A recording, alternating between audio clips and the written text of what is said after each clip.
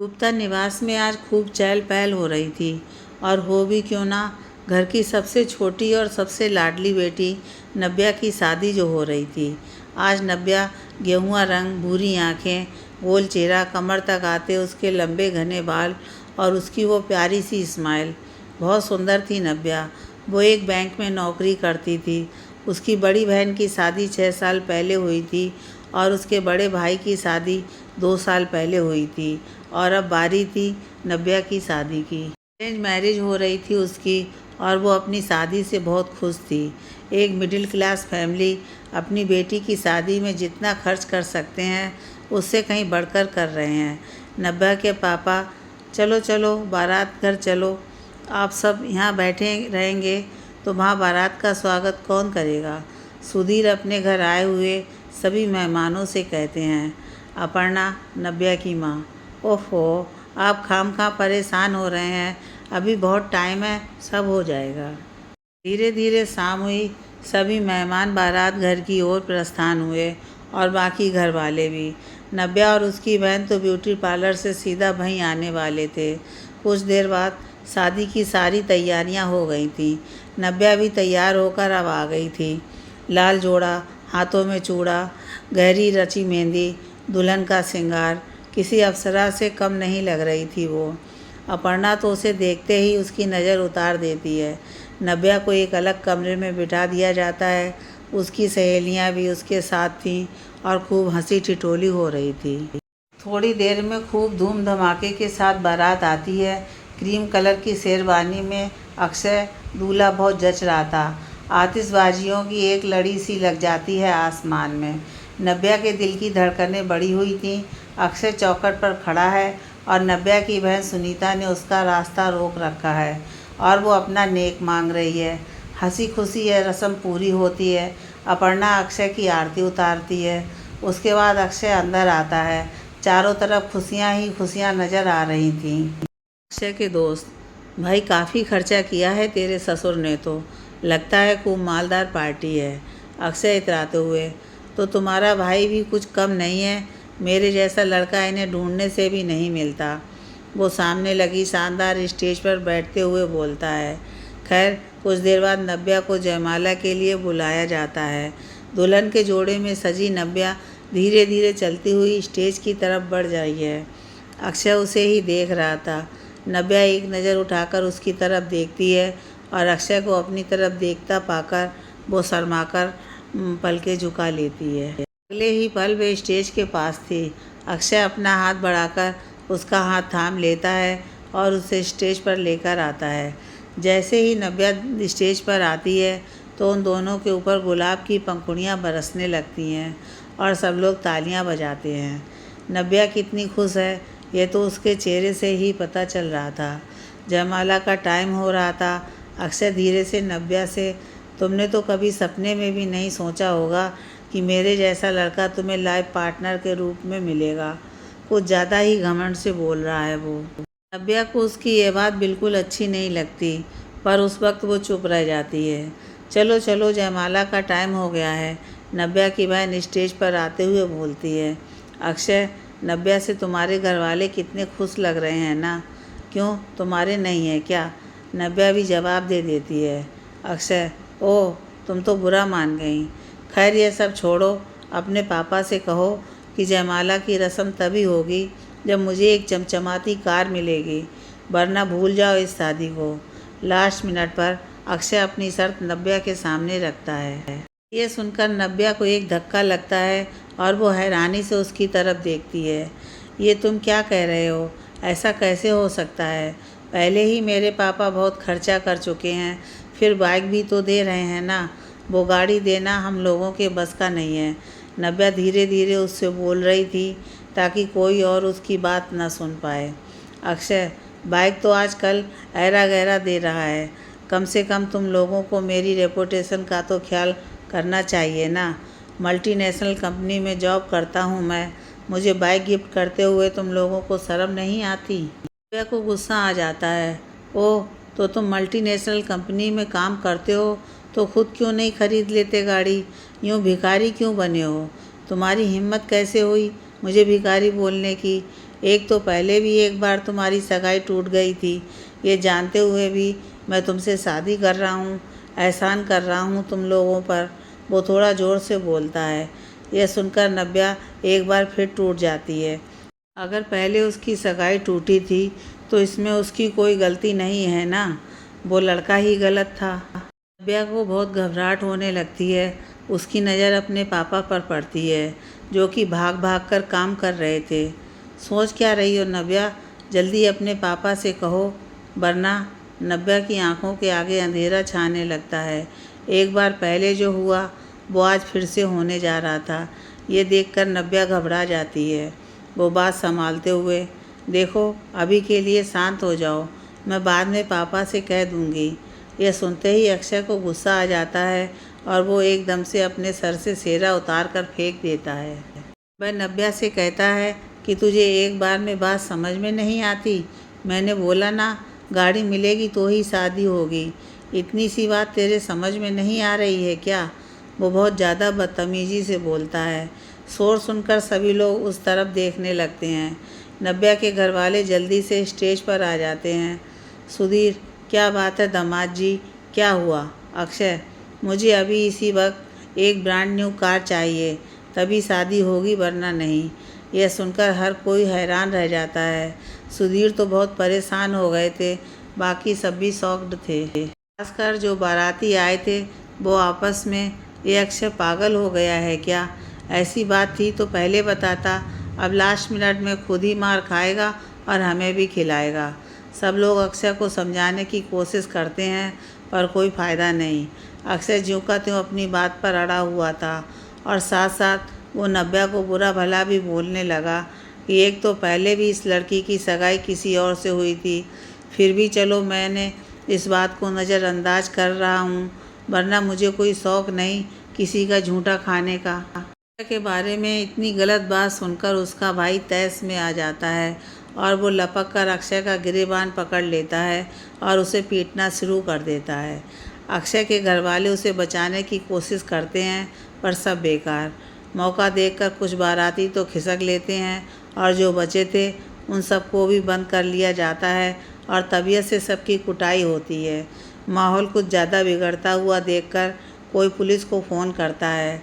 कुछ ही देर में पुलिस आती है और पहले तो सबको शांत करती है और फिर क्या मसला है वो पूछती है। नव्या का भाई पुष्कर पुलिस को सारी बात बताता है कि कैसे अक्षय उनसे दहेज की मांग कर रहा था।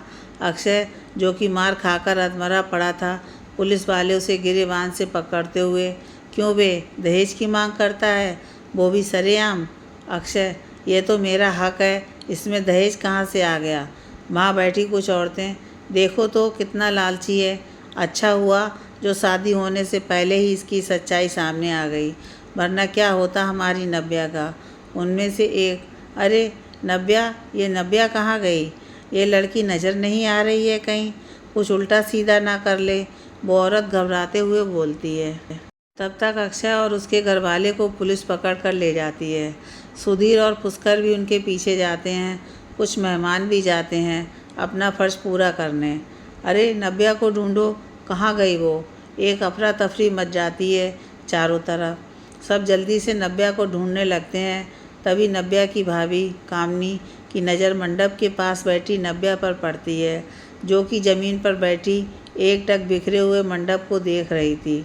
कितना सुंदर लग रहा था कुछ देर पहले, पर एकदम से ऐसी आंधी आई जो नव्या का सब कुछ तबाह कर गई। रो रो कर उसका काजल गालों पर आ गया था, सर से दुपट्टा सरक गया था, बाल बिखर गए थे, मांग टीका पता नहीं कहाँ गिर गया था। कितने अरमान थे उसके, जो सब एक झटके में टूट गए थे। उसकी हालत देखकर उसकी माँ अपर्णा की आंखों में आंसू आ जाते हैं।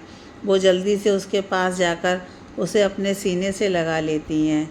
नव्या भी किसी बच्चे की तरह उनसे लिपटकर फूट फूट कर रोने लगती है। बस बस मेरी बच्ची, चुप हो जा, तू क्यों रोती है? वो तेरे लायक ही नहीं था, वो उसके आंसू साफ करते हुए बोलती हैं। कामनी बहू, नव्या को घर ले चलो। कुछ ही देर में वो नव्या को घर ले जाते हैं। हर किसी को उसके साथ सहानुभूति थी। बिल्कुल चुप्पी साध ली थी उसने। घर पहुंचने के बाद नव्या बिना कुछ बोले अपने कमरे में चली जाती है और दरवाज़ा अंदर से बंद कर लेती है। धीरे धीरे चलते हुए वो आईने के सामने जाती है। अक्षय के कहे शब्द अभी भी उसके दिल पर चोट कर रहे थे। एक तो पहले भी तुम्हारी सगाई टूट गई थी, फिर भी मैं इस बात को नज़रअंदाज करके तुमसे शादी कर रहा हूँ, वरना मुझे कोई शौक़ नहीं है कि किसी की जूठन खाने का। नव्या अपने दोनों हाथ अपने कान पर रख लेती है और वहीं ज़मीन पर बैठ जाती है।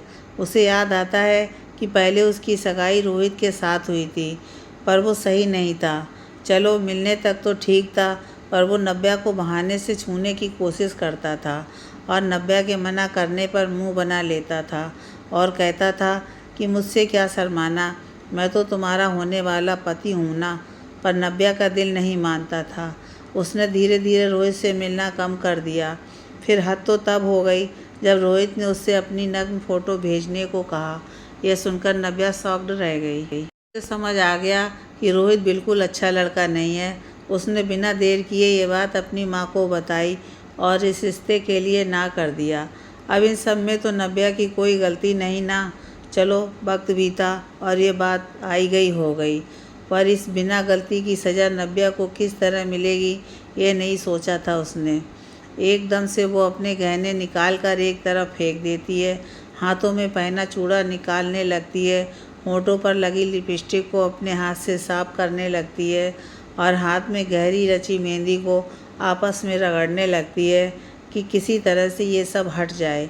और ऐसा करते वक्त वो बुरी तरह से रो रही थी, चीख रही थी, चिल्ला रही थी। उसके रोने की आवाज़ें बाहर तक सुनाई दे रही थीं, जो कि उसके घर वालों का दिल दहला रही थी। तभी उसका भाई और पापा वापस घर आते हैं।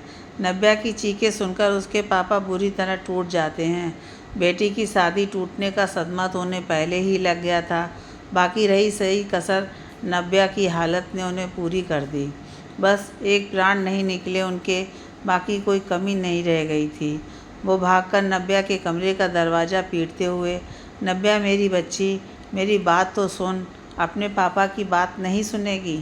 नव्या लगातार रोए जा रही थी। नव्या अपने पापा की बात सुन बेटा, वो भी रोते हुए बोलते हैं। अपने पापा का रोना सुनकर एक पल के लिए नव्या ठहरती है। वो सब कुछ बर्दाश्त कर सकती थी, पर अपने पापा का रोना नहीं। अगले ही पल वो अपने आंसू पीती है और कुछ बोलने के लिए अपने होंठ हिलाती है, पर आवाज़ साथ नहीं देती। शब्द जैसे गले में अटक गए थे। बोलना चाहती थी वो, पर नहीं बोल पा रही थी। बाहर से उसके पापा दरवाज़ा पीट रहे थे और उसे आवाज़ लगा रहे थे। नव्या बड़ी मुश्किल से अपना गुबार गले के नीचे उतारती है ताकि उसकी आवाज़ निकल पाए। मैं ठीक हूँ पापा, बस इतना ही निकला है उसके मुंह से। इसके बाद वो पास रखा अपना दुपट्टा अपने मुंह पर रख लेती है ताकि उसके रोने की आवाज़ बाहर ना निकले। अपर्णा, मेरी फूल सी बच्ची को क्या हालत हो गई है, वो अपने आंसू साफ करते हुए बोलती हैं। वहीं एक साइड पर रखी नव्या की भाभी कामनी मन ही मन कुढ़ते हुए, क्या मुसीबत है, अच्छी खासी आज इसकी शादी हो रही थी, पर अब फिर से ये घर बैठ गई और महारानी की सेवा करो वो अलग। पता नहीं मेरी आज़ादी के दिन कब आएंगे। और एक ये मेरा पति, इसे तो बस अपनी बहन दिखाई देती है। मैं तो अब ये नौटंकी ज़्यादा देर तक नहीं देख सकती। वो पैर पटकते हुए अपने कमरे में चली जाती है। अपर्णा सुधीर के कंधे पर हाथ रखते हुए, उसे अकेला छोड़ दीजिए कुछ देर। सुधीर भी थके हुए कदमों के साथ अपने कमरे की तरफ बढ़ जाते हैं। थोड़ी देर पहले जिस घर में खुशियाँ ही खुशियाँ थीं, वो घर अब मातम में बदला हुआ था। उधर पुलिस भी अक्षय की खूब खातिरदारी कर रही थी। उसके घर वाले मारे मारे फिर रहे थे कि हमारे बच्चे को छोड़ दो, दहेज का केस है मैडम, वो भी सरेआम मांग रहा था, ये तो जेल से बाहर न निकलने वाला। अब तो अक्षय के चेहरे पर भी डर नज़र आने लगा था। ये रात थी जो कि ख़त्म होने का नाम नहीं ले रही थी। नव्या वैसे ही बैठे बैठे ज़मीन पर लुढ़क गई थी, पर आंखों से नींद कोसों दूर थी। आंखों के किनारे अब भी भीगे हुए थे। खैर 2 दिन बीत जाते हैं, पर इन 2 दिनों में नव्या ने एक बार भी अपने कमरे से बाहर कदम नहीं रखा। उसके माँ पापा उसके पास आते, उसे समझाते और ज़बरदस्ती खाना भी खिला देते। उसका भाई भी उसे खूब स्नेह कर रहा था। कि जो भी हुआ नब्या उसे भूल जाए। दिखावे के लिए कामनी भी उसके पास जाकर उसको दिलासा देती है। नब्या सबकी बातें सुन रही थी। कामनी उसे कहती है कि भूल जाए सब कुछ और वापस अपनी नौकरी पर जाए, क्योंकि उसे तो बस नब्या के पैसों से मतलब था। नब्या ने शादी के लिए 1 महीने की छुट्टी ली थी, पर अब पता नहीं वो क्या फ़ैसला करेगी। धीरे धीरे सभी मेहमान भी चले गए। पूरे मोहल्ले में बस यही बात हो रही थी। हर किसी को नब्या के साथ हमदर्दी थी, सहानुभूति थी। पर ये हमदर्दी, ये सहानुभूति कब गॉसिप और तानों में बदल गई, इसका पता नब्या को तब चला जब वो 1 हफ्ते बाद अपने काम के लिए निकली। अंदर ही अंदर वो बहुत नर्वस फील कर रही थी, पर हिम्मत तो दिखानी थी ना। अपर्णा ने पीछे से, कहाँ जा रही है दिव्या बेटा? वो बैंक जा रही है मम्मी जी, कह रही थी घर बैठी रहूँगी तो वही सब दिमाग में आएगा। कामनी साहब झूठ बोल देती है। नब्या का इस तरह से जाना अपर्णा को बहुत अजीब लगता है। नब्या अभी 2-4 कदम ही चली होगी कि तभी कुछ लोगों की आवाज़ उसके कानों में पड़ती है। अरे ये तो नब्या है ना, इसकी तो शादी हो गई ना, एक औरत बोलती है। अरे कहाँ हुई इसकी शादी? तू अपने मायके गई थी ना, इसलिए तुझे नहीं पता। बहुत बुरा हुआ इसके साथ, ये कहकर वो चटकारे लेते हुए उसे सारी बात बताने लगती है। नब्या को एक एक कदम चलना भारी हो रहा था। सारी बात सुनकर वो औरत, एक बार पहले भी इसकी सगाई टूट गई थी ना, ज़रूर कुछ और बात हुई होगी और इन लोगों ने नाम डाल दिया लड़के वालों पर। इसकी तो किस्मत ही ख़राब है। कम से कम मेहंदी तो उतरने देती, बाहर निकलने की इतनी क्या जल्दी है? वो ताना कसते हुए बोलती है। बड़ी मुश्किल से खुद को संभाले हुए नब्या तेज़ तेज़ कदम बढ़ाने लगती है। हिम्मत लेकर वो घर से बाहर निकली थी। वो हिम्मत तो पहले ही कदम पर ढेर हो गई थी। अभी तो सफ़र शुरू हुआ था, अभी तो कितने लोग मिलेंगे और यही बातें करेंगे। कुछ होंगे जिन्हें सच में नब्या के साथ हमदर्दी होगी, पर कुछ लोग ऐसे होंगे जो मुंह पर कुछ और पीठ पीछे कुछ और। नब्या ये सब भूलना चाहेगी भी, तब भी ये लोग उसे भूलने नहीं देंगे, बल्कि वापस वहीं लाकर खड़ा कर देंगे। खैर किसी तरह वो ऑटो रिक्शा में बैठती है और बैंक के लिए निकल जाती है। 1 हफ्ता हो गया था। अक्षय अभी भी जेल में था। उसके माँ बाप हर कोशिश कर रहे थे उसे जेल से बाहर निकालने की, पर सब बेकार। 1 हफ्ते से अक्षय के माँ बाप ने उसे देखा नहीं था। पुलिस वालों ने मिलने तक नहीं दिया था उनको। बड़ी मुश्किल से अक्षय की माँ ने हाथ पैर जोड़कर पुलिस वालों से मिन्नत की थी, तब कहीं जाकर आज वो अक्षय से मिल पा रहे थे। कुछ ही देर में धीरे धीरे चलता हुआ अक्षय आता है। साफ पता चल रहा था कि अक्षय को कितना मारा है पुलिस वालों ने। उसकी हालत देखकर उसकी माँ फूट फूट कर रोने लगती है। वो रोते हुए, ये क्या किया तूने अक्षय? अपनी एक गलती की वजह से तूने अपनी पूरी ज़िंदगी तबाह कर ली। आखिर तुझे किस चीज़ की कमी थी? गाड़ी तो तू खुद भी खरीद सकता था ना, फिर क्या ज़रूरत थी यूँ सबके सामने भिखारी बनने की? माँ, अक्षय एकदम से बोलता है, कुछ गलत तो नहीं कह रही हूँ ना मैं? सब कितना अच्छा चल रहा था। नब्या जैसी सुंदर और समझदार लड़की तेरी जीवन साथी बनने वाली थी और तूने सब गंवा दिया, अपनी और नब्या की ज़िंदगी ख़राब कर दी। शर्म नहीं आई तुझे? ये सुनते ही अक्षय अपने पापा की तरफ देखता है। बदले में उसके पापा अपनी नज़रें नीची कर लेते हैं। मधु रोते हुए, आखिर क्या हासिल हुआ तुझे ये सब करके? मैं पापा की बातों में आ गया था माँ। पापा ने ही मुझसे कहा था ये सब करने के लिए, और ये भी कहा था कि लड़की वालों की मजबूरी है, लास्ट मिनट पर जो मांगोगे वो उन्हें देना ही पड़ेगा। यह सुनते ही मधु अपने पति की तरफ देखती हैं, जो कि अपनी गर्दन झुकाए खड़े थे, नज़रें तक नहीं मिला पा रहे थे वो दोनों से। आप इतनी गिरी हुई हरकत करेंगे आप? अच्छा अब समझी, पर इसमें गलती आपकी नहीं है, मेरी है, मेरे घर वालों की है। सालों पहले जब आपने भी इसी तरह मुझसे शादी करते वक्त दहेज मांगा था, आधे फेरे रोककर, उसी वक्त आपको धक्के मारकर बाहर निकाल देते तो आज ये दिन नहीं देखना पड़ता। आपको लगा कि जो सालों पहले हो चुका है वो अभी आराम से हो जाएगा, इसलिए आपने अपने बेटे की ज़िंदगी अपने ही हाथों से ख़राब कर दी। ये कहकर मधु वहाँ से रोते हुए चली जाती है। अब तो अक्षय को भी एहसास हो रहा था कि उसने कितनी बड़ी गलती की है।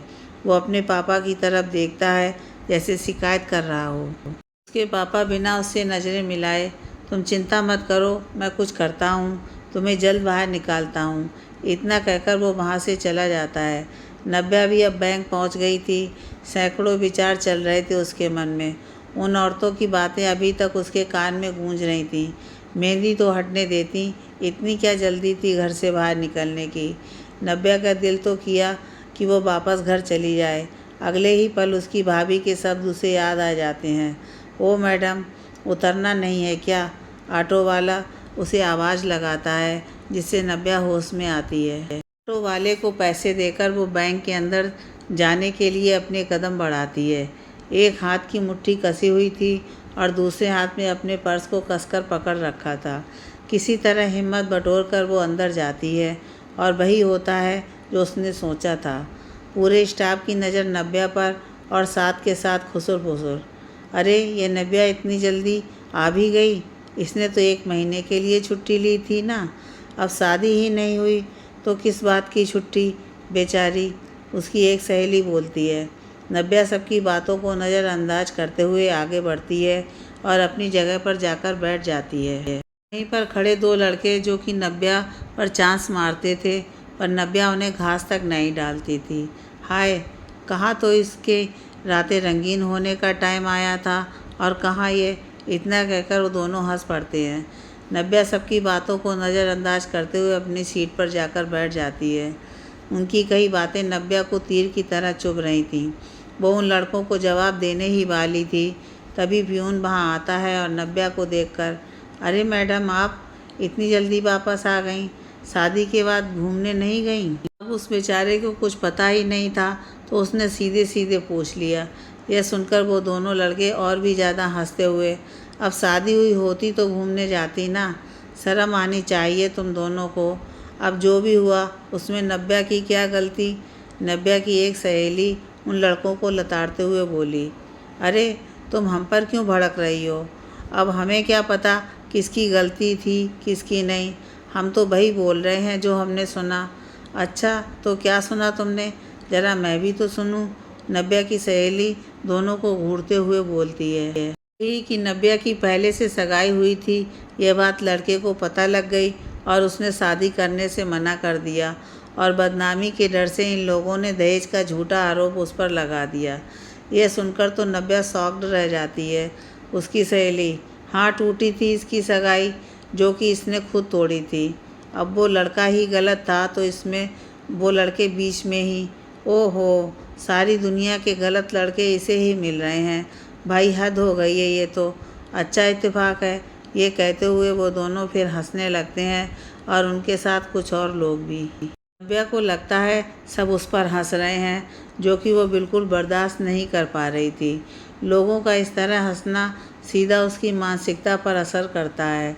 ये था उसके टूटने का दूसरा कदम। उससे ये सब बर्दाश्त नहीं हुआ। उसने तेज़ी से अपना पर्स उठाया और तेज़ी से वहाँ से भाग गई। उसकी सहेली उसे आवाज़ लगाती रह गई पर उसने नहीं सुना।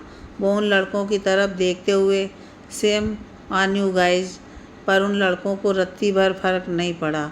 नव्या वहाँ से निकली और सीधा अपने घर के रास्ते पर भागने लगी। ऑटो तक नहीं लिया उसने। खैर, नव्या अपने घर पहुँचती है और सीधा अपने कमरे में। उसे इस तरह देखकर सब हैरान रह गए थे, खासकर कामनी। वो उसे देखकर अभी तो ये गई थी और इतनी जल्दी वापस भी आ गई। इस लड़की को सेवा करवाने की आदत पड़ गई है। नव्या के माता पिता उसके पीछे जाते हैं। नव्या बुरी तरह अपने पापा से लिपट कर रोने लगती है और सारी बात बताती है। बाहर खड़ी कामनी, सब बहाने हैं इसके, काम ना करना पड़े उसके लिए ड्रामे कर रही है। कह तो ऐसे रही है जैसे पूरी दुनिया इसी के पीछे पड़ी है, वरना अपनी बच्ची को सीने से लगा लेती हैं, जबकि उसके पापा से उसकी हालत देखी नहीं जा रही थी। तो वो थके कदमों से बाहर बैठक की तरफ चले गए। उनके पीछे पीछे कामनी भी चली गई और वो अंदर जाते हुए, देख लिया पापा जी आपने अपनी जिद का नतीजा। मैंने कितना कहा कि नव्या की शादी मेरे चचेरे भाई रिंकू से कर दो, पर आपने मेरी एक नहीं सुनी। रिंकू कोई लड़का है, पढ़ा लिखा भी कम है, ऊपर से रोज़ शराब पीता है। उससे अच्छा तो मैं अपनी नब्या को सारी ज़िंदगी घर बैठा कर रख लूँगा, पर उससे शादी नहीं करूँगा। यही कहा था ना आपने। तो अब कौन सा आपने नब्या के लिए राजकुमार ढूंढ लिया। अब बैठ गई है वो घर में हमेशा के लिए। मुझे तो डर है कहीं पागल ना हो जाए, और इन सब के जिम्मेदार केवल आप हो पापा जी, केवल आप। सबके सब बैठ गए हैं मेरे सीने पर मूंग दलने के लिए। बड़बड़ करते हुए वो बाहर चली जाती है। उसकी बातें सीधा उनके दिल पर असर करती हैं। वो भी खुद को ही हर चीज़ का जिम्मेदार मानने लगे थे। वो ये सब सह नहीं पाए और अगले ही पल तड़पते हुए ज़मीन पर गिर गए। गिरते वक्त वो टेबल को पकड़ने की कोशिश करते हैं, पर सब बेकार। धड़ाम करके एक आवाज़ बाहर तक जाती है, जिससे सब चौंक जाते हैं और जल्दी से बैठक की तरफ दौड़ते हैं, यहाँ तक कि कामनी भी। पर जब तक वो अंदर जाते हैं तब तक बहुत देर हो चुकी थी। नब्या के पापा बेजान से ज़मीन पर पड़े थे। पापा, नब्या चिल्ला पड़ती है। आनन फानन में उन्हें हॉस्पिटल ले जाया जाता है। सब लोगों का रो रो कर बुरा हाल हो गया था। कामनी को अंदर ही अंदर डर सता रहा था कि अगर किसी को पता चल गया कि उसकी कई कड़वी बातों की वजह से ये सब हुआ है तो कोई छोड़ेगा नहीं उसे, खास कर पुस्कर। इसलिए वो भी एक कोने में खड़ी घड़ियाली आंसू बहा रही थी। तभी डॉक्टर बाहर आते हैं। सॉरी, हॉस्पिटल आने से पहले ही उन्होंने दम तोड़ दिया था, हम कुछ नहीं कर सकते। यह बात सबके ऊपर बिजली की तरह गिरती है, खासकर नब्या के ऊपर। एक पापा ही तो थे पूरे घर में जिनके वो सबसे ज़्यादा करीब थी, जिनसे अपनी हर परेशानी वो खुलकर कह देती थी। पर आज भगवान ने उसे भी नब्या से छीन लिया। एक बार फिर सारे रिश्तेदार इकट्ठे होते हैं, मोहल्ला वाले भी अपना फ़र्ज अदा करने आते हैं। अपर्णा का तो बुरा हाल हो गया था, वो तो बार बार बेहोश हो रही थी। नब्या खुद को संभाले या अपनी माँ को, चलो किसी तरह सबने मिलकर दोनों को संभाला और अंतिम संस्कार किया गया। पर मातम तो अभी भी छाया हुआ था। लोगों की दबी दबी आवाज़ें नब्या के कानों तक भी पहुंच रही थीं। हे भगवान, कैसी मुसीबत आ गई इनके परिवार पर। पहले नब्या की शादी टूट गई और अब उसके पापा की मौत। बेचारी नब्या। अरे बेचारी कोई नहीं है, मनहूस है एक नंबर की। इसी की वजह से तो ये सब हुआ है। अपनी शादी तो हो नहीं पाई, अपनी माँ का सुहाग और खा गई। और जितने लोग उतनी बातें, ना किसी को कुछ कह सकते थे। यह वक्त ही ऐसा था। वक्त बीतता है और सभी रिश्तेदार चले जाते हैं, पर जाते जाते छोड़ जाते नब्या के दिल में ये बात कि उसके पापा की मौत उसकी वजह से हुई है। नब्या तो पहले ही टूट चुकी थी और अब उसके पापा की मौत का इल्ज़ाम भी उसके सर पर डाल दिया गया। धीरे धीरे वो डिप्रेशन की तरफ बढ़ रही थी। अपर्णा ने तो एकदम चुप्पी साध ली थी। घर में क्या हो रहा है क्या नहीं, उसे कोई होश ही नहीं था। नब्या का हाल भी कुछ ऐसा था। नौकरी तक छोड़ दी थी उसने अपनी, और इसी मौके का फ़ायदा उठाकर कामनी ने पुस्कर के कान भरने भी शुरू कर दिए थे। नब्या ऐसी है, देखो नौकरी भी छोड़ दी इसने, इसी की वजह से पापा की जान गई। अगर ये पहले अपनी सगाई नहीं तोड़ती तो आज ये दिन नहीं देखना पड़ता। पुस्कर, ये तुम क्या कह रही हो कामनी? वो लड़का ही गलत था। अरे कुछ गलत नहीं था, चलो वो गलत था और मेरा चचेरा भाई रिंकू भी गलत था। नब्या की नज़र में तो हर लड़का गलत है। अरे थोड़ी बहुत शराब पी लेता है कभी कभी, पर दहेज नहीं मांगता वो। अब तुम भी तो पीते हो ना कभी कभी, पर मैं तो कभी शिकायत नहीं करती। लेकिन तुम्हारी बहन के तो नखरे हो रहे हैं। इसे तो आदत है हर लड़के में कमी निकालने की, और देखो इसकी इस आदत की वजह से पापा की भी जान चली गई। कामनी पुस्कर का ब्रेन वॉश करने की पूरी कोशिश कर रही थी और उसकी बातों का असर पुस्कर पर होने लगा था। उधर अक्षय के पापा एड़ी चोटी का जोर लगा रहे थे उसे जेल से निकालने की। उसका वकील उसे सलाह देता है कि जब तक लड़की वाले केस वापस नहीं लेते तब तक अक्षय जेल से बाहर नहीं आएगा। अब तो पैसे देकर आपको ये केस खारिज करवाना पड़ेगा। अपने बेटे को बचाने की खातिर वो नब्या के घर जाते हैं, पर कामनी उन्हें बाजार में ही मिल गई। अब भी कोई कमी रह गई जिसे पूरी करने आप आए हैं? कामनी इतराते हुए बोलती है। देखो बेटा, मैं मानता हूँ कि हमारी गलती है, पर जो हो गया उसे बदला नहीं जा सकता। भगवान के लिए मेरे बेटे की ज़िंदगी बर्बाद होने से बचा लो, ये केस वापस ले लो। उसके लिए मैं तुम्हें 20 लाख रुपए देने के लिए भी तैयार हूँ। 20 लाख का नाम सुनते ही कामिनी की आंखों में चमक आ जाती है और मन में लालच। थोड़े नखरे करने के बाद वो उसे कह देती है कि वो नव्या को समझा देगी। आप आज रात को पैसे लेकर घर पर आ जाइए। उसके बाद वो खुशी खुशी घर जाती है।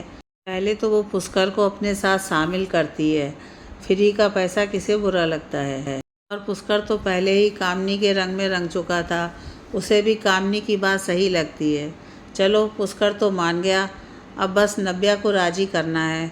मन ही मन कुछ सोचते हुए वो उसके पास जाती है और सीधा पॉइंट पर आते हुए, अक्षय के खिलाफ़ जो केस दर्ज किया है उसे तुम वापस ले लो।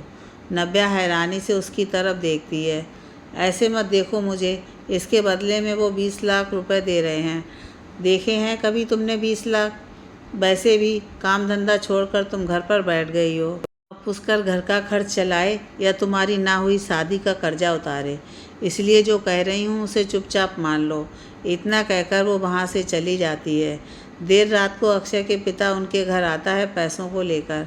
कामिनी तो खुशी से चहक रही थी। वो पैसों का बैग खोलकर कामिनी के सामने करता है। इतना पैसा देखकर तो उसकी आंखें फटी रह जाती हैं। नव्या तो राजी हो जाएगी ना? कामिनी ललचाई नज़रों से पैसों को देखते हुए, जी जी, अब बस अक्षय जेल से बाहर होगा। वो पैसों के बैग पर हाथ रखते हुए बोलती है। अभी नव्या बाहर आती है और पैसों के बैग को उठाकर बाहर की तरफ फेंकते हुए, दफ़ा हो जाइए यहाँ से। जिस इंसान की वजह से मेरे पापा मुझसे दूर हुए, जिसने मेरी ज़िंदगी बर्बाद कर दी, मैं उसे बचा लूँ? कभी नहीं। अपने ये पैसे उठाइए और चलते बनिए यहाँ से। नव्या बहुत गुस्से से बोलती है। नव्या बेटा, चाहो तो और पैसे ले लो, पर मेरे बेटे को, आपके इन पैसों से मेरे पापा लौट कर आ सकते हैं क्या? नव्या दहाड़ते हुए बोलती है। बीच में ही बेहद गुस्से से, आपके इन पैसों से मेरे पापा वापस आ जाएंगे क्या? नहीं ना, मेरे सब्र का इम्तिहान मत लीजिए। इससे पहले कि मैं धक्के मारकर आपको बाहर निकाल दूं, आप बस चले जाइए यहाँ से। नव्या को इतने गुस्से में शायद ही इतने गुस्से में किसी ने देखा हो। अक्षय के पापा निराशा से वहाँ से वापस चले जाते हैं। उनके जाते ही कामिनी नव्या पर बरस पड़ती है। मनहूस कहीं की, यह क्या किया तूने? घर आई लक्ष्मी को लात मार दी। ये कहते हुए वो एक थप्पड़ मार देती है नव्या के। कामिनी, पुष्कर एकदम से बोलता है, मुझ पर मत चिल्लाओ। ये देखो कि तुम्हारी बहन ने क्या किया। 20 लाख रुपए थे, वो 20 लाख। देखे हैं कभी इतने रुपए? सारी ज़िंदगी कमाते तो भी इतने पैसे नहीं कमा पाते। कामिनी की बातों का पुष्कर पर भी असर होने लगा था। 20 लाख का लालच उसके मन में भी घर कर गया था। अब उसे कामिनी सही और नव्या गलत लग रही थी। ये क्या किया तूने नव्या? अच्छे खासे पैसे आ रहे थे और तूने सब खराब कर दिया। अपने भाई की बात सुनकर नव्या हैरान रह जाती है। वो भाई जो कभी उस पर जान दिया करता था और आज वही भाई उसके खिलाफ़ बोल रहा है। भाई, आपको पैसे दिखाई दे रहे हैं, पर उन पैसों से हमारे पापा का कातिल भी जेल से बाहर आ जाएगा। वो नज़र नहीं आता आपको? तो क्या अक्षय के जेल में रहने से पापा जी वापस आ जाएंगे क्या? कामिनी जहर उगलते हुए बोलती है और पैर पटकती हुई अपने कमरे में चली जाती है। पुष्कर भी उसके पीछे पीछे जाता है। बुरी तरह टूट गई थी नव्या। नफरत सी हो गई थी नव्या को अपने भाई भाभी से। कैसे लोग हैं ये, इतने गिरे हुए, इतने लालची। काश पापा आप मेरे साथ होते। आप मुझे छोड़कर क्यों चले गए पापा? वो सामने दीवार पर लगी अपने पापा की तस्वीर को देखते हुए बोलती है। इसके बाद वो अपनी माँ के पास जाती है, जो कि अपने कमरे में आरामदायक कुर्सी पर बैठी सब सुन रही थी। नव्या उनके पास जाती है और उनकी गोद में सिर रखकर रोने लगती है। उधर गुस्से से भरी हुई कामिनी अपने कमरे में जाती है। पुष्कर भी उसे मनाते हुए उसके पीछे जाता है। उधर नव्या अपनी माँ की गोद में सिर रखकर बिफर पड़ी थी। अपर्णा उसके सिर पर हाथ फेरते हुए, ऐसी तो नहीं थी मेरी नव्या। डरना और हारना तो उसने सीखा ही नहीं था ना। हालातों से भागना भी मैंने उसे नहीं सिखाया था। फिर मेरी नव्या ऐसे कैसे हो गई? तेरे पापा क्या तुझे ऐसे देखकर क्या खुश होते होंगे? नहीं बेटा, वो बहुत दुखी होंगे। नव्या कुछ नहीं बोलती, बस अपर्णा की गोद में सिर रखकर सुबकती रहती है। अच्छा, एक बात बता, अक्षय को तूने सज़ा दिलवा दी, पर जो बिना गलती के तू सज़ा भुगत रही है उसका क्या। ये सुनते ही नव्या नासमझी से उसकी तरफ देखती है। अपर्णा अपने हाथों से उसके आंसू साफ करते हुए, सज़ा ही तो है जो तूने खुद को एक कमरे में कैद कर लिया है, यहाँ तक कि नौकरी भी छोड़ दी है। अपनी लोगों की बातें तूने खुद पर हावी कर लीं और अपने पापा की दी हुई सीख को भूल गई। नव्या वापस उसकी गोद में सिर रखते हुए, मैं बिखर गई थी माँ, कुछ समझ नहीं आ रहा था। जितना आगे बढ़ने की कोशिश करती हूँ उतना ही सब लोग वापस वहीं लाकर खड़ा कर देते हैं। लोगों के ताने अभी भी मेरे कान में घूम रहे हैं। ऐसा लगता है जैसे सब मेरी ही गलती है। ना बस बेटा, बहुत रो चुकी है तू, बहुत रुला लिया है तुझे सबने, पर अब नहीं, अब तुझे जवाब देना होगा, सबका सामना करना होगा। उधर कामनी ने सोच लिया था कि उसे क्या करना है और अब नव्या ने भी सोच लिया था कि उसे क्या करना है। पहले तो उसे एहसास होता है कि वो अपने दुख में अपनी माँ को तो भूल ही गई। आज गौर से देखा तो उसे पता चलता है कि कितनी कमज़ोर हो गई है अपर्णा। कामनी तो बिल्कुल ध्यान नहीं देती उन पर। वो अपने आंसू साफ करती है और किचन में जाकर दूध गर्म करके लाती है। नव्या दूध लेकर जाती है और अपर्णा को पिलाती है। कुछ ही देर में अपर्णा तो सो जाती है, पर नव्या को नींद नहीं आती। वो अपना लैपटॉप खोलकर देर रात उसमें जॉब सर्च करती है। नव्या की ज़िंदगी से अंधेरा छट गया था और अब एक खूबसूरत ज़िंदगी उसका इंतज़ार कर रही थी। अगली सुबह नव्या एक नई उमंग और जोश के साथ उठती है। उसने सोच लिया था कि जो जो गलतियां उसने की हैं उसे अब वो सुधारेगी, और इसलिए वो आज इंटरव्यू देने जा रही थी। कामनी भी उठ गई थी। वो बड़ी बेसब्री से नव्या के बाहर आने का इंतज़ार कर रही थी। अपर्णा भी आज अपने कमरे से बाहर निकलकर आंगन में आकर बैठ गई थी। यह देखकर कामनी चिढ़ जाती है।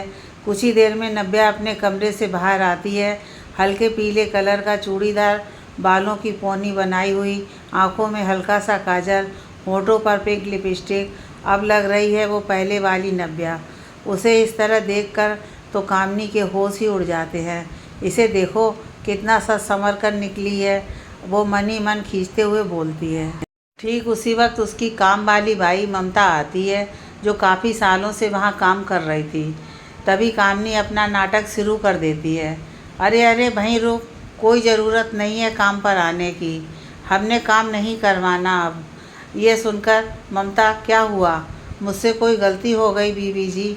कामनी नव्या को ताना कसते हुए, तेरी कोई गलती नहीं है ममता, पर मेरे पास तुझे देने के लिए अब पैसे नहीं हैं। इतनी कमाई नहीं है पुष्कर की जो दो दो लोगों को मुफ्त में बिठाकर खिलाऊं भी और फिर काम वाली का भी खर्च करूं। ना बाबा ना, तू अपना काम कहीं और देख ले। कामनी गेट के पास खड़ी होकर बोल रही थी, जिससे दो चार औरतें भी वहां आ जाती हैं। नव्या सब समझ रही थी कि कामनी क्या करने की कोशिश कर रही है, क्यों ममता को काम पर से हटाया जा रहा है। कामनी मन ही मन खुश हो रही थी कि जब सारे घर का काम करना पड़ेगा तब पता चलेगा, पर अगले ही पल नव्या उसकी उम्मीदों पर पानी फेरते हुए, आपने बिल्कुल ठीक कहा भाभी, और काम ना करने की वजह से आपका वजन दिन ब दिन बढ़ता जा रहा है। ये सुनते ही सब औरतें अपना मुंह दबाकर हंसने लगती हैं। कामनी को बहुत तेज गुस्सा आता है। नव्या आगे बोलते हुए, ममता दी, आप माँ का और मेरा रूम साफ़ कर देना, बाकी भाभी अपने आप कर लेंगी और आपको पैसे मैं दे दूँगी। ठीक है नव्या, इतना कहकर ममता अपर्णा के कमरे में चली जाती है। इतनी औरतों के सामने कामनी कुछ बोल ही नहीं पाती, वो अपने ही जाल में फंस जाती है। नव्या अपना दुपट्टा सही करते हुए घर से बाहर निकल जाती है और कामनी बस उसे देखती रह जाती है। नव्या ऑटो में बैठती है और आगे बढ़ जाती है। ट्रैफिक बहुत था और उसे 11 बजे तक हर हाल में पहुंचना था। भैया थोड़ा सा तेज़ चलाओ, मुझे लेट हो जाएगा। ऑटो वाला थोड़ी स्पीड बढ़ा देता है और कुछ ही देर में नव्या एक ऑफिस के सामने पहुंचती है। वो ऑटो वाले को पैसे देकर बाहर निकलती है और सामने बनी बड़ी सी बिल्डिंग की तरफ चल देती है। वो अंदर जाती है। आप इंटरव्यू के लिए आई हैं? प्यून उससे पूछता है। हाँ, नव्या जवाब देती है। आप इस तरफ आ जाइए, इंटरव्यू बस शुरू होने ही वाला है। नव्या देखती है कि और भी बहुत लोग आए हैं इंटरव्यू के लिए। वो भी एक तरफ बैठ जाती है। बी रेडी गाइस, इंटरव्यू बस स्टार्ट होने ही वाला है, बॉस आ चुके हैं, एक लड़का बाहर आकर बोलता है। बस 20 मिनट में आपको अंदर बुलाया जाएगा, तब तक आप कॉफ़ी पीजिए। इतना कहकर वो वापस अंदर चला जाता है। उसके जाने के बाद एक औरत जो कि वहाँ पर काम करती थी, वो सबके लिए कॉफ़ी लेकर आती है। जैसे ही वो कुछ कदम चलती है, तभी वो चक्कर खाकर नीचे गिर जाती है। कॉफ़ी भी नीचे गिर जाती है। लोग फटाफट से उसके पास जाते हैं। नव्या भी जाती है। प्यून भी भागा आता है। अरे इन्हें क्या हुआ? लगता है जल्दी से हॉस्पिटल लेकर जाना पड़ेगा, प्यून बोलता है। तो भाई जल्दी से ले जा, वहाँ खड़ा एक लड़का बोलता है। प्यून, नहीं सर, मैं अपनी ड्यूटी छोड़कर नहीं जा सकता। हमारे बॉस बहुत बहुत गुस्सैल हैं। अगर पता चला कि मैं काम पर नहीं था तो मेरी नौकरी खा जाएंगे। आप में से कोई इन्हें ले जाओ। तभी अंदर से आवाज़ आती है, इंटरव्यू स्टार्ट हो गए हैं, मिस पारुल अंदर आइए। नव्या, वाह अजीब बॉस है यहाँ के। ये भी तो यहाँ काम करती है ना, इनके प्रति तुम्हारे बॉस की कोई जिम्मेदारी नहीं। आप मेरी मदद कर दो, मैं ले जाऊँगी इनको हॉस्पिटल। अरे मैडम, आपका इंटरव्यू, आपका नंबर बस आने ही वाला है, और अगर आप चली गई तो आपको जॉब नहीं मिलेगी। सो वाट, मुझे ऐसे घटिया ऑफिस में काम करना भी नहीं है। इतना कहकर वो प्यून की मदद से उस औरत को ऑटो रिक्शा में लेकर हॉस्पिटल की तरफ चली जाती है। बाकी सब वहीं खड़े होकर अपनी बारी का इंतज़ार करते हैं। नव्या के वहाँ से जाते ही वो प्यून, चलिए चलिए, आप लोग अपना टाइम वेस्ट मत कीजिए। उन मैडम को जॉब मिल गई है जो अभी यहाँ से गई हैं। हमारे बॉस यही देखना चाहते थे कि आप लोगों में इंसानियत नाम की कोई चीज़ है या नहीं। अपने कैबिन में बैठा नैन सब कुछ देख चुका था। नव्या की बातें उसके कानों में घूम रही थी। उसके होंठों पर स्माइल आ जाती है। वो मुस्कुराते हुए, आई लाइक इट। बाहर सब लोग शोर मचा रहे थे कि ऐसा कैसे हो सकता है, ऐसे कोई इंटरव्यू नहीं होता। शोर सुनकर नैन बाहर आता है। क्या पर्सनालिटी थी बंदे की। जिन लोगों में इंसानियत नहीं, उनके लिए मेरे ऑफिस में कोई जगह नहीं। आप सब जा सकते हैं। अपनी दमदार आवाज़ में वो ये बोलता है और फिर अपने कैबिन में चला जाता है। उधर नव्या उस औरत को लेकर हॉस्पिटल पहुंच जाती है। जाहिर सी बात है, जो हॉस्पिटल सबसे नज़दीक था तो वो वहीं गई, और चूँकि सब कुछ पहले से तय था तो डॉक्टर उस बेहोश हुई महिला को देखते ही अंदर ले जाते हैं। नव्या भी साथ में ही थी। आप प्लीज़ जल्दी से जाकर फॉर्म भर दीजिए, एक नर्स उससे बोलती है। नव्या अपनी फाइल वहीं छोड़कर बाहर चली जाती है। उसके बाहर जाते ही वो महिला झट से अपनी आंखें खोलती है। नर्स उसे देखकर, मैम आप कमाल की एक्टिंग करती हैं। वो महिला कोई और नहीं, नैन की माँ शांति जी थी। वो झट से नव्या की फाइल उठाकर रीड करने लगती हैं। कोई कमी तो थी ही नहीं, पर इन सबसे भी ज़्यादा शांति को नव्या की अच्छाई ने प्रभावित किया था। नव्या उनके लिए कितना परेशान हो गई थी, कितना ध्यान रख रही थी उनका। वो हैरान थी कि कोई इतना अच्छा भी हो सकता है जो बिना किसी स्वार्थ के किसी की मदद करे। बाहर नव्या मन ही मन परेशान थी कि अगर नौकरी नहीं मिली तो कामनी उसका जीना हराम कर देगी। उसे अपनी फ़िक्र नहीं थी, पर अपनी माँ की ज़रूर थी। यही सब सोचते हुए वो अंदर जाती है तो उसे शांति को होश में आया देखकर वो जल्दी से उसके पास जाती है। आप ठीक है ना? आपका घर कहाँ है? कौन है आपके घर में? मुझे बता दीजिए, मैं उन्हें फ़ोन कर देती हूँ। एक ही सांस में नव्या ने उनकी फ़िक्र करते हुए पूछा।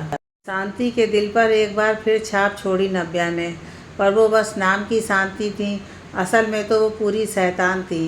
पूरा खुरापाती दिमाग था उनका, और अब तो नव्या को लेकर दूर तक की सोच ली थी उसने। वो झट से भोला सा चेहरा बनाते हुए, क्या बताऊँ बेटा, एक बेटा है पर ज़रा देखभाल भी नहीं करता, इस उम्र में भी काम करवाता है। मेरी तबीयत ठीक नहीं रहती पर उसे कोई फ़र्क नहीं पड़ता। बेटा तुम बस उसे फ़ोन करके यहाँ बुला दो।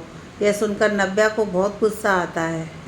मन में ये आजकल के लड़कों को हो क्या गया है। एक मेरा भाई है पुष्कर, जिसे माँ की कोई चिंता नहीं है, ये और एक नया आया। आंटी आप मुझे नंबर दो, उसका मैं फ़ोन करती हूँ। अगले ही पल नव्या का फ़ोन घूमता है नैन के पास। उधर नैन बेसब्री से शांति का इंतज़ार कर रहा था। ये माँ अब तक आई क्यों नहीं? तभी उसका फ़ोन रिंग करता है। हेलो हेलो के बच्चे, शर्म नहीं आती तुम्हें? इस उम्र में अपनी माँ से काम करवाते हो। बेशरम कहीं के, जबकि वो बीमार है। कैसे बदतमीज बेटे हो तुम। नव्या नैन की अच्छे से क्लास लगाती है। जहाँ नैन शॉक्ड था, वही शांति मुंह दबाकर हंस रही थी। एक्सक्यूज़ मी, नैन होश में आते हुए बोलता है। अब इंग्लिश झाड़ना छोड़ो और जल्दी से करुणा हॉस्पिटल आओ, तुम्हारी मम्मी वहीं पर है। इतना कहकर नव्या फ़ोन कट कर देती है। नैन समझ जाता है कि यह सब शांति का किया धरा है। अपनी माँ को अच्छी तरह जानता था वो। कहीं ना कहीं नव्या की बेबाकी तो पहले ही उसके दिल में घर कर गई थी, और अब तो उसके कहने ही क्या, वो जल्दी से हॉस्पिटल भागता है। नव्या शांति की तरफ देखते हुए, वो आ रहा है, आपको कुछ चाहिए? कुछ खाएंगी आप? शांति, नहीं बेटा, पर मेरी वजह से तुम्हारी नौकरी, वो उसका मन टटोलते हुए बोलती है। कोई बात नहीं आंटी, वैसे भी मुझे उस सड़े से ऑफिस में काम नहीं करना था, जहाँ के बॉस को बस अपने काम से मतलब हो और अपने वर्कर्स की कोई परवाह ना हो। ठीक उसी वक्त नैन कमरे में आता है और नव्या के मुंह से अपनी तारीफ सुन लेता है। वो मन में, ये लड़की तो मेरे पीछे ही पड़ गई। शांति की नज़र नैन पर पड़ती है। नैन उसकी तरफ शिकायत भरी नज़रों से देखता है। क्या माँ, आप भी कुछ भी बोलती हैं? वो टेबल पर रखी नव्या की फाइल उठा लेता है। नव्या उसकी तरफ घूर कर देख रही थी। नैन उसकी तरफ देखकर, होल्ड ऑन, कुछ कहने से पहले मेरी बात सुन लो। Congratulation Miss Navya, you are selected. ये मेरा इंटरव्यू लेने का तरीका है जिसमें तुम पास हो गई हो, और मैं ही वो बॉस जिसे तुम मन ही मन कोस रही हो। और ये जो बेड पर बीमार बनकर लेटी हैं, ये मेरी माँ है और ऑफिस की हेड हैं। ये बस मेरी टांग खींच रही थी। ये सुनते ही नव्या हैरानी से, व्हाट? अब नव्या शॉक्ड थी। उसे सारी बात समझ आ जाती है कि अब अपनी कही बातों पर वो बहुत अजीब फील कर रही थी, जो कि उसका चेहरा बता रहा था। वो मैं एक्चुअली उससे कुछ बोलते नहीं बन रहा था। नैन ये देखकर, रिलैक्स मिस नव्या, उस वक्त जो सही था तुमने वही किया। तुम्हें जो लगा तुमने किया। अब तुम्हें पता चला कि मैं तुम्हारा बास हूँ तो तुम सॉरी फील कर रही हो। उसकी ज़रूरत नहीं है। ओके, अब तुम जा सकती हो। कल 9 बजे ऑफिस में आकर ज्वाइन कर लेना। इतना मीठा बोलता था नैन। नव्या को तो यकीन ही नहीं हो रहा था उसे जॉब मिल गई थी। Thank you so much sir. Navya खुशी खुशी अपने घर के लिए निकल जाती है। नैन अपनी माँ के पास जाकर, आप हद करती हैं भाई, मुझे तो लड़की बहुत पसंद है। सिंपल, सादगी से भरी, खूबसूरत दिल, जो मुझे चाहिए सब कुछ है। माँ, मैं जॉब के लिए इंटरव्यू ले रहा था, शादी के लिए नहीं। चलिए अब। उधर नव्या खुशी खुशी घर जा रही थी, पर कहीं ना कहीं नैन उसके दिमाग में घूम रहा था। कितना बड़ा बिजनेसमैन, और घमंड जरा सा भी नहीं। और एक वो अक्षय। खैर, वो घर पहुंचकर सबसे पहले अपर्णा को ये खुशखबरी सुनाती है, जिसे सुनकर अपर्णा तो बहुत खुश होती है, पर कामनी का मुंह बन जाता है। अब तो उसे 20 लाख अपने हाथ से जाते हुए दिख रहे थे। मन में, मैं तुझे कभी आगे नहीं बढ़ने दूंगी नव्या।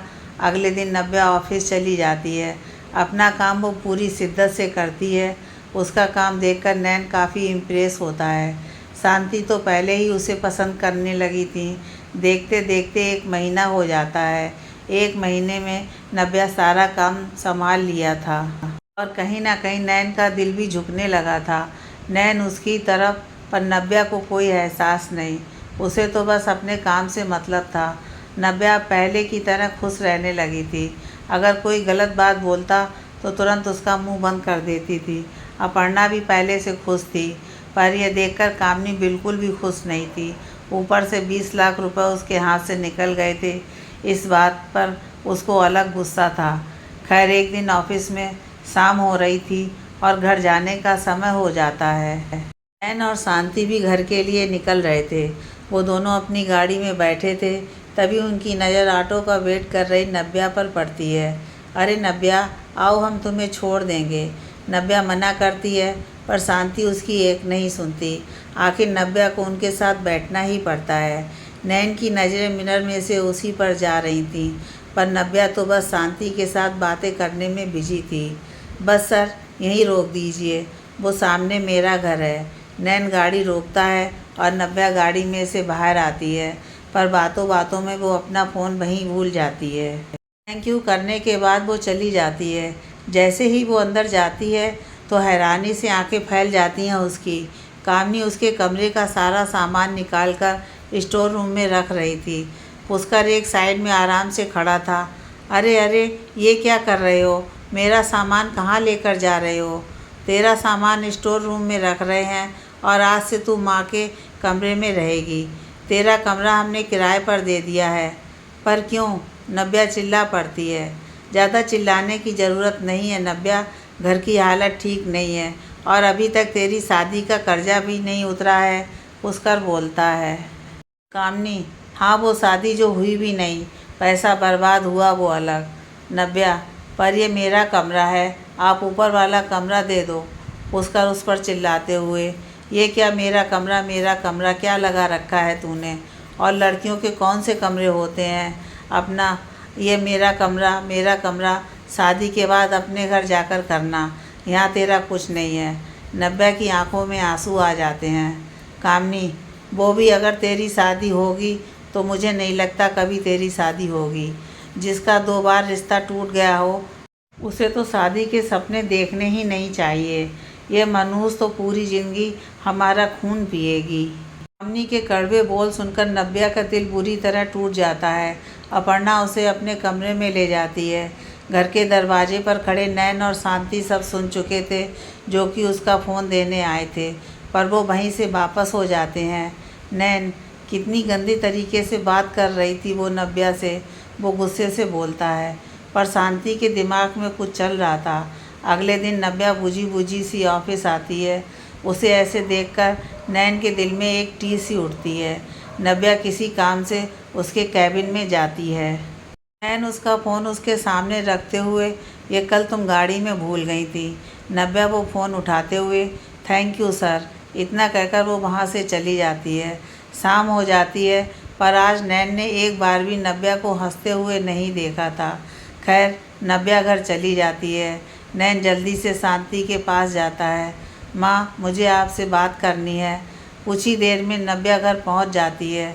हमेशा की तरह उसके कदम अपने कमरे की तरफ बढ़ते हैं, पर गेट पर तो ताला लगा हुआ था।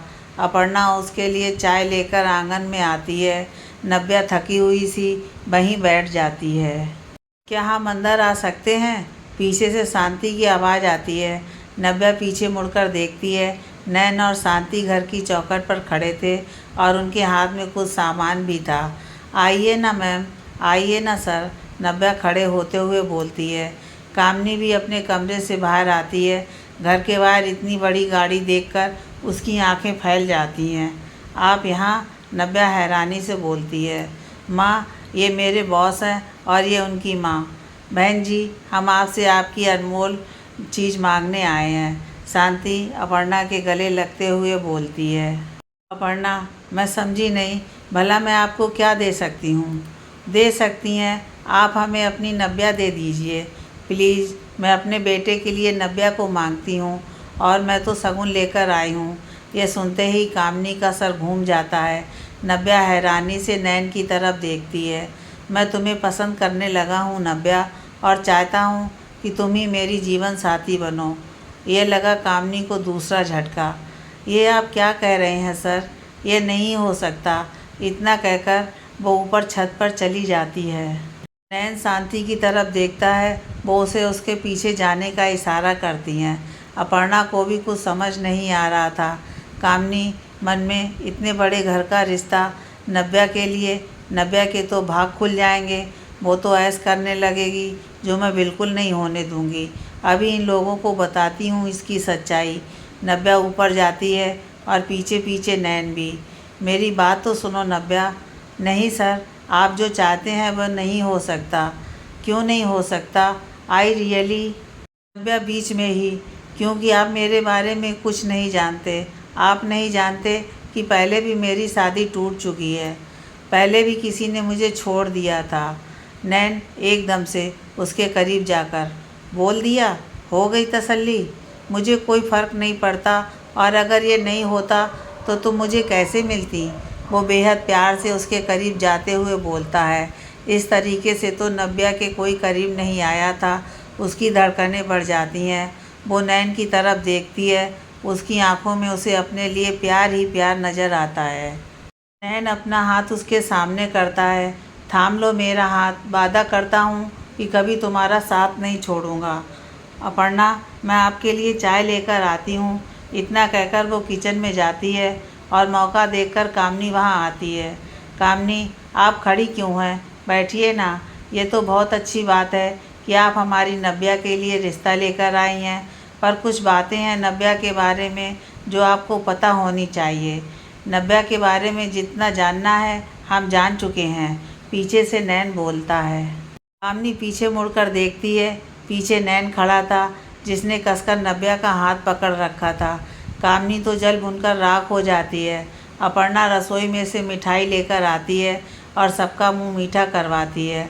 वो कितनी खुश थी, उसका चेहरा बता रहा था, और उसे खुश देखकर नव्या भी खुश होती है। मन में, जैसा लड़का आप कहते थे पापा, वो आज मुझे मिल गया है। आप मेरे साथ नहीं हैं, काश आप होते। चलिए, कामनी के इरादों पर पानी फेरते हुए दोनों का रिश्ता तय होता है। एक बार फिर से नव्या दुल्हन बनती है। एक बार फिर से रिश्तेदार इकट्ठे होते हैं, पर जानबूझकर, ये इसका दूसरा पति है ना? और नहीं तो क्या, दूसरा ही तो है। इन सब की बातें नव्या तक पहुंच रही थीं, पर इस बार वो खुद पर कुछ भी हावी नहीं होने देती है। कुछ ही देर में दूल्हा बना नैन आता है। दुल्हन सी सजी नव्या बाहर आती है। शादी की विधियां शुरू होती हैं और देखते ही देखते वो दोनों एक दूसरे के हो जाते हैं। सब कुछ वैसा ही हो रहा था जैसा नव्या के पापा चाहते थे। शायद यह उन्हीं का आशीर्वाद था जो नैन के रूप में नव्या को मिला। कामनी बस जलकर कोयला हो गई थी, पर अब वो कुछ नहीं कर सकती थी। उसके चक्कर में पुष्कर ना इधर का रहा ना उधर का। कुछ ही देर में विदाई की रस्म होती है। नव्या अपनी माँ की तरफ देखती है। कहीं ना कहीं वो जानती थी कि कामनी उसे चैन से जीने नहीं देगी। नैन अपर्णा के पास जाता है। आपने मुझे कुछ नहीं दिया माँ जी, पर जो अब मैं आपसे मांगने वाला हूँ ना, अगर आपने नहीं दिया तो फिर मैं आपकी बेटी को लेकर नहीं जाऊँगा। यह सुनकर सब लोग खुसर फुसर करने लगते हैं। अगले ही पल नैन उसका हाथ पकड़ते हुए, मुझे ये माँ दहेज में चाहिए। यह सुनते ही नव्या का चेहरा खुशी से खिल जाता है और नैन के लिए उसके दिल में प्यार फूट पड़ता है। नैन की जिद के आगे अपर्णा को झुकना पड़ता है। कामनी और पुष्कर बस देखते ही रह जाते हैं। नव्या नैन के साथ खुशी खुशी अपने जीवन की शुरुआत करती है और दिल से नैन को अपनाती है। नव्या ने बिना गलती के सज़ा भुगती, इसलिए आज उसके जीवन में खुशियाँ ही खुशियाँ थीं। और अक्षय आज भी जेल में सड़ रहा है और ऐसे लोगों को वहीं रहना चाहिए।